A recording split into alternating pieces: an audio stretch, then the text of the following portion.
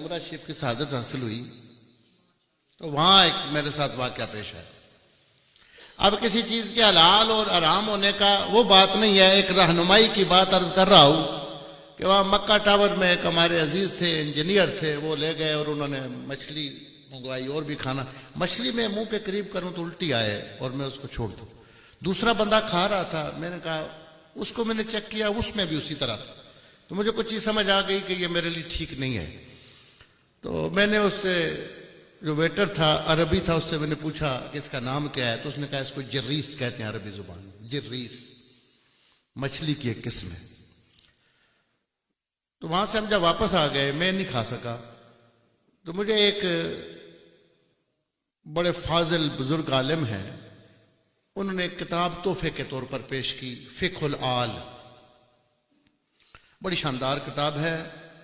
شام کے ایک اہل سنت کے بڑے عالم نے کتاب لکھی ہے جس میں مسائل کا جہاں جہاں اختلاف آتا ہے ان میں وہ نظریات لکھے جو اہل بیت رسول صلی اللہ علیہ وآلہ وسلم کے تھے، کہ اپنی اپنی سوچیں.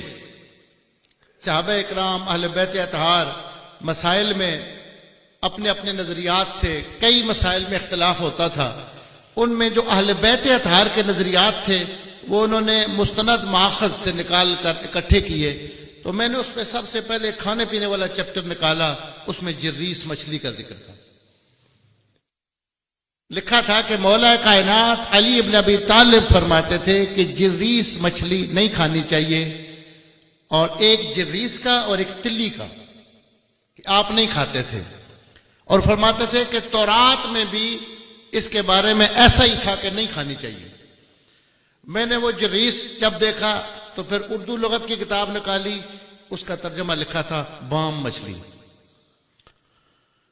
اور وہاں عربی میں حاشیے میں اس کی تشریح میں لکھا تھا یشبع بالحیات.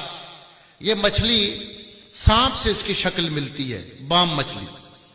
اب آپ جو دیکھتے ہیں لوگ ریڑھیوں پہ بک رہی ہوتی ہے اور کھا رہے ہوتے ہیں، جہاں بھی یہ ڈیمپ کے پاس آپ چلے جائیں تو سانپ کی شکل ہوتی ہے، مونچھیں سے بھی اس کی ہوتی ہیں. پکڑنے والے احتیاط سے پکڑتے ہیں، کاٹ لے تو تھوڑا سا بخار بھی ہو جاتا ہے. تو باقی کئی لوگ کھاتے تھے، مولا علی نہیں کھاتے تھے. میں نے کہا یہ خانہ کعبہ ہدی للعالمین ہے، اس کی یہ برکت تھی کہ میرے جد امجد جس چیز کو نہیں کھاتے تھے